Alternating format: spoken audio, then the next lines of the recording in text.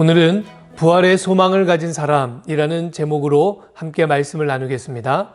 하나님의 말씀은 고린도전서 15장 20절로 28절의 말씀입니다. 제가 봉독하겠습니다. 그러나 이제 그리스도께서 죽은 자 가운데서 다시 살아나사 잠자는 자들의 첫 열매가 되셨도다. 사망이 한 사람으로 말미암았으니 죽은 자의 부활도 한 사람으로 말미암는도다. 아담 안에서 모든 사람이 죽은 것 같이 그리스도 안에서 모든 사람이 삶을 얻으리라. 그러나 각각 자기 차례대로 되리니 먼저는 첫 열매인 그리스도요, 다음에는 그가 강림하실 때에 그리스도에게 속한 자요, 그 후에는 마지막이니 그가 모든 통치와 모든 권세와 능력을 멸하시고 나라를 아버지 하나님께 바칠 때라. 그가 모든 원수를 그 발 아래 둘 때까지 반드시 왕노릇하리니 맨 나중에 멸망받을 원수는 사망이니라. 만물을 그의 발 아래에 두셨다 하셨으니 만물을 아래에 둔다 말씀하실 때에 만물을 그의 아래에 두시니가 그 중에 들지 아니한 것이 분명하도다. 만물을 그에게 복종하게 하실 때에는 아들 자신도 그때에 만물을 자기에게 복종하게 하신 이에게 복종하게 되리니 이는 하나님이 만유의 주로서 만유 안에 계시려 하심이라. 아멘. 몇 주 전에 제법 도발적인 기사 하나를 보았습니다. 몇몇 의학자들이요, 죽음을 질병으로 분류하자고 제안했다는 사실이에요. 죽음을 질병으로 분류하자는 것은 죽음을 당연한 것으로 받아들이지 말자는 것이죠. 사람에게 죽음이 찾아온다고 하는 것은 너무 당연한 사실이고 자명한 사실인데, 현대의학은 이제 의학을 통해 사람의 수명을 무한으로 연장하는 일에 도전하겠다는 뜻입니다. 의학이 수많은 불치의 병들을 지금까지 정복해 온 것처럼 이제는 죽음마저도 질병으로 분류하고 정복해내겠다고 하는 의지를, 또 포부를 밝힌 것이죠. 사실 이 기사가 나오기 훨씬 이전부터 의학자들은 죽음을 넘어서겠다고 하는 도전을 해온 것으로 그렇게 알려져 있습니다. 나노공학자들은요, 인체의 면역세포를 대체할 나노 단위의 로봇, 면역 로봇을 개발 중이라고 하죠. 이 로봇의 개발이 성공하면 사람의 눈에 보이지도 않는 아주 작은 크기의 로봇을 인체에 넣는 것입니다. 수백만 개의 로봇이 면역세포처럼 인체를 돌아다니다가 혈관이 막히면 그 막힌 혈관을 뚫어주고요. 체내에 어떤 바이러스나 세균이 침투하면 그 바이러스와 세균과 싸워주고요. 그리고 암세포를 죽이고요. 이런 일들을 하게 될 것이랍니다. 아마 정말로 그런 시대가 온다면 인간을 괴롭히는 대부분의 질병이 사라질 것입니다. 그리고 최종적으로는 수명을 무한으로 연장시켜 줄지도 모르겠습니다. 여러분 어떻게 생각하십니까? 현대과학은 정말로 죽음을 정복하고 사람의 수명을 무한으로 연장시켜 줄 수 있을까요? 이와 관련된 주제는 세계적인 역사학자죠. 유발 하라리의 베스트셀러 사피엔스에서도 다루고 있습니다. 사피엔스 제4부 과학혁명에서는 현대과학이 결국에는 죽음을 정복할 것이라고 전망하죠. 그러면서 저자가 쓴 글이 저에게는 상당히 충격적으로 다가왔어요. 그런 시대가 가까울수록 죽음 이후의 세계에 대해서 다루어 왔던 종교들은 이제 그 의미가 점점 퇴색될 것이라고 하는 글이었습니다. 그러니까 종교는 더 이상 죽음을 성찰할 필요가 없다는 이야기를 저자는 합니다. 과거에는 성경만이 영생을 약속해 주었는데 이제는 과학도 우리에게 영생을 약속하고 있는 것이죠. 진시황이 그토록 원했던 불로장생의 꿈이 정말로 실현될 수 있을까요? 성경이 약속하는 영생보다 과학이 약속하는 영생이 더 설득력 있게 다가오는 이런 시대에 부활을 소망하며 산다고 하는 것은 과연 어떤 의미일까요? 그리고 부활의 소망을 가진 사람은 과연 어떻게 살아가야 하겠습니까? 그 대답을 얻기 위해서 오늘 우리가 함께 살펴볼 말씀은 고린도전서 15장입니다. 고린도전서 15장의 주제는 잘 아시는 것처럼 부활이죠. 예수님의 부활에 대해서도 당연히 다루고 있지만 고린도전서 15장이 더욱 강조해서 중점적으로 다루고 있는 문제는 죽은 자들의 부활입니다. 기독교의 비전은 예수 그리스도께서 죽음을 이기시고 부활하신 것처럼 모든 믿음의 사람들이 죽음을 이기고 부활하게 될 것이다 하는 것이죠. 바울은 당연히 이 놀라운 비전을 고린도 교회 성도들에게 가르쳤습니다. 그런데 부활이라고 하는 주제가 사실은 생소하죠. 우리에게도 부활은 참 생소한 주제이지 않습니까? 그런 것처럼 고린도 성도들에게도 이 부활이라고 하는 주제가 이해하기가 너무 난해하고 어려웠던 것 같습니다. 그래서 바울이 떠나간 이후에 고린도 교회 안에 어떤 사람들이 생겨나기 시작했냐면, 예수님은 하나님이시니까 죽었다가 다시 살아났다고 하는 그 사실을 믿을 수 있겠고 받아들일 수 있겠는데, 에이, 어떻게 죽은 사람이 다시 살아날 수 있겠어? 하는 사람들이 생겨났어요. 특히 그리스 철학과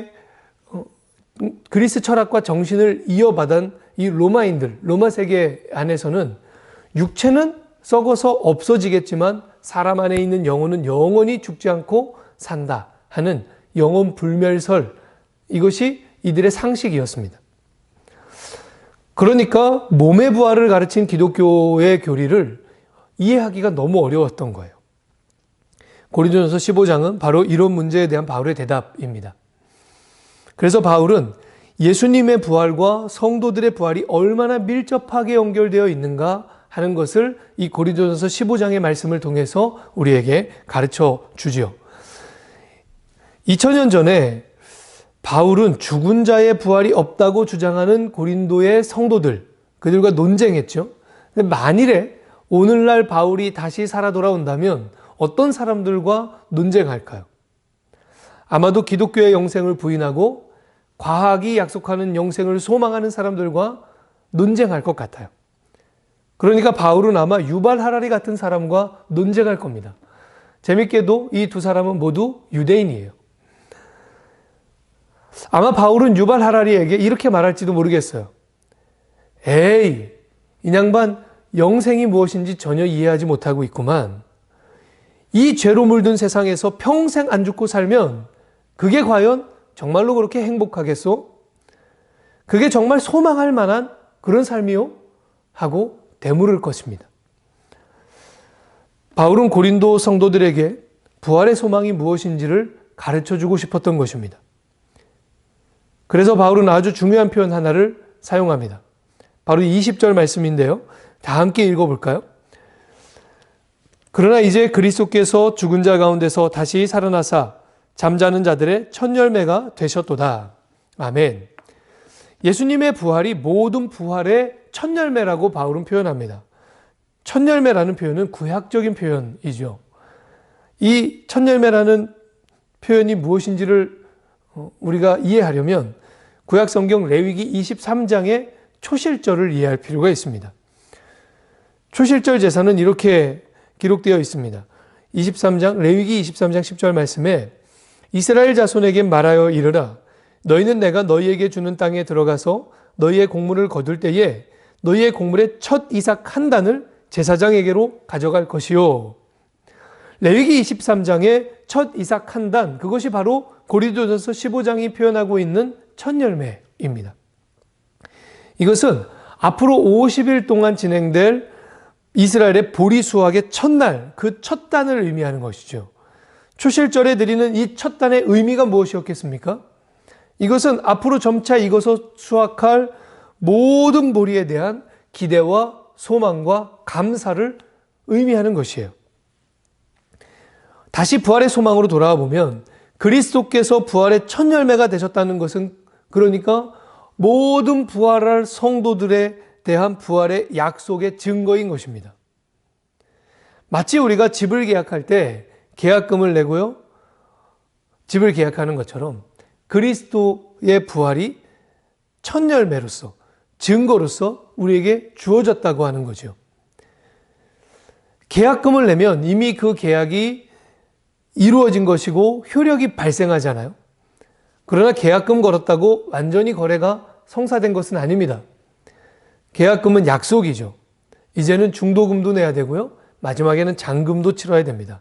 그래야 계약이 완전히 이루어지는 것이죠. 고린도전서에서 가르치고 있는 이 부활의 소망은 계약금, 중도금, 잔금 이거하고 굉장히 비슷하게 되어 있어요. 그리스도의 부활이 계약금으로서 약속의 시작이고 약속의 보증이라면 중도금은 그리스도께 속한 모든 성도들이 부활하는 것입니다. 믿음 안에 있는 성도들이 그리스도께서 재림하실 때 먼저 부활하게 될 것이라고 그렇게 가르칩니다. 23절이에요. 그러나 각각 자기 차례대로 되리니 먼저는 첫 열매인 그리스도요, 다음에는 그가 강림하실 때 그리스도께 속한 자요. 요한계시록에 의하면 이렇게 먼저 부활에 참여한 그리스도인들은 마지막 심판의 날까지 그리스도와 함께 더불어 왕노릇하리라고 그렇게 약속하고 있죠. 그러면 여기서 끝인가요? 아니요. 마지막 잔금이 남아있죠. 초실절에 시작된 보리수확은 77절이라고도 하고 맥추절이라고도 하는 오순절이 되어야 마지막 대장정의 막을 내리게 되는 것입니다. 기독교의 비전과 약속으로 설명하면 그리스도의 부활에서 시작되고 성도의 부활로 이어진 이 부활의 소망은 마지막 심판에서 완성된다고 할 수 있는 것입니다. 이 마지막 심판을 28절은 이렇게 표현하고 있어요. 만물을 그에게 복종하실 때에는 아들 자신도 그때의 만물을 자기에게 복종하게 하신 이에게 복종하게 되리니 이는 하나님이 만유의 주로서 만유 안에 계시려 하심이라. 아멘. 마지막 심판을 통해 이루실 일은 만물이 하나님께 복종하는 것입니다. 창세기 3장의 죄 사건 이후에 깨어져 버린 하나님과 피조 세계의 이 파괴된 관계가 다시 온전하게 회복되는 것을 의미하는 거예요. 그날이 되면 하나님은 만유의 주로서 만유 안에 계시게 될 것입니다. 여러분 한번 상상해 보십시오. 모든 피조물 안에 하나님이 임재하여 계신 세상, 봄에 피는 꽃 한 송이만 보아도 하나님의 임재와 사랑이 충만하게 느껴지는 세상, 오며 가며 마주치는 사람들의 눈빛만 보아도 하나님의 임재와 사랑이 그 안에서 충분히 느껴지는 세상. 여러분, 이 비전이 그리스도의 부활 안에 담겨져 있는 약속이요 소망인 것입니다. 부활의 첫 열매가 드려진 것이 초실절이고 이 모든 부활의 비전이 완성되는 것이 오순절이라면 오늘 우리가 살고 있는 위치는 어디인가요? 초실절과 오순절 그 사이이죠. 고린도전서 15장이 말씀하고 있는 이 부활의 순서, 계약금, 중도금, 잔금, 이 순서대로 하자면 아직 우리는 중도금도 안 치른 겁니다. 그러나 계약금만 걸었어도 기쁨이 있는 것이죠. 그래서 부활의 소망을 가진 사람 안에는 기쁨이 있어야 합니다. 어떤 기쁨일까요? 부활의 약속이 완성될 것에 대한 믿음과 확신으로부터 오는 기쁨입니다. 모든 세계가 하나님께 복종될 것에 대한 기쁨입니다. 하나님의 뜻이 모든 것 안에 이루어질 것에 대한 소망과 기쁨인 것입니다. 우리는 바로 그 완성될 하나님 나라를 지금 여기에 미리 가져다가 맛보며 기뻐하는 것입니다. 부활의 소망을 가지고 사는 우리는 지금 여기에서 하나님께 복종하는 기쁨을 누려야 하는 것입니다. 하나님의 뜻에 순종하는 기쁨이 누려져야 부활의 소망을 가진 사람이라고 할 수 있는 것이죠. 그래서 요한복음 5장 24절은 예수 그리스도의 말씀을 듣고 믿은 사람들, 즉 하나님의 뜻에 복종한 사람들, 이들은 이미 영생을 얻었다고 말씀합니다. 요한복음 11장 26절에는 그들이 영원히 죽지 않을 것이라고 말씀하고 있습니다. 부활의 소망을 가지고 오늘을 사는 사람은 이미 영생을 누리고 있는 것입니다. 하나님의 뜻 앞에 나를 복종시켜 사는 평안과 기쁨을 맛보며 사는 것, 그것이 기독교가 가르치는 영생이요 부활을 소망하는 사람의 삶이라는 사실이에요. 과학으로 죽음을 넘어서 생명을 무한으로 연장하는 것, 여러분 과연 그것이 천국일까요? 저는 어릴 적에 은하철도 999라는 만화를 참 좋아했습니다. 아마 이 노래를 다 기억하실 거예요. 기차가 어둠을 헤치고 은하수를 건너면. 여러분, 이 만화는 사실은 아이들이 볼 만한 만화는 아닙니다. 이 만화는 굉장히 철학적인 주제를 다루고 있어요. 그 옛날에 이미 과학으로 죽음을 넘어선 세상을 상상한 것입니다. 철이가 주인공이죠. 철이와 메텔이 우주 이곳저곳을 여행합니다. 주인공 철이가 우주를 여행하게 된 이유가 뭔지 아십니까? 영생을 얻기 위해서예요. 이 만화 속에서 영생을 얻는다는 것은요, 썩어 없어질 이 육체를 기계로 대체하고 그 기계 안에 정신을 넣는 것입니다. 기계는 부품만 교체하면 계속해서 쓸 수 있잖아요. 그러니까 몸을 기계로 대체한 것, 그것이 이 만화 속에서 영생이에요. 영원히 사는 것이죠. 철이가 영생을 원한 이유는 엄마를 죽인 자에게 복수를 하기 위해서입니다. 철이의 엄마는 인간 사냥꾼들에 의해서 처참하게 죽임을 당해요. 사냥을 당하죠. 인간 사냥꾼들은 누구였냐면 이미 기계화로 영생을 얻은 부유한 사람들. 그들이 하도 사는 게 무료하니까 인간을, 아직 기계화가 되지 않은 인간을 사냥합니다. 이것이 무엇을 의미할까요? 죽음이 사라지자 생명의 소중함도 사라졌다는 뜻입니다. 정말로 그렇죠.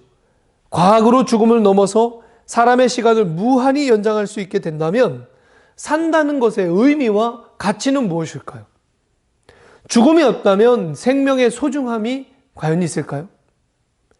죽음이 있기에 생명이 소중하고 오늘 이 하루가 귀중한 것이죠. 그러니 과학이 약속하는 영생, 얼마나 보잘것없는 것입니까? 설령 정말로 과학자들이 그 목표에 도달한다고 한들 그것은 결코 선물이지 않습니다. 오히려 재앙일 것입니다. 하나님께서 우리에게 약속하는 영생은 그런 것이 아닙니다. 단 하루를 살아도 하나님의 뜻에 복종하여 그 뜻을 알고 그 뜻을 실천하며 사는 것, 온 땅의 주인이신 하나님과 올바른 관계를 맺고 그 뜻 앞에 자기를 복종하는 기쁨을 누리며 사는 한순간, 여러분, 그것이 바로 기독교가 약속하는 영생이고 하나님 우리에게 주실 영생입니다.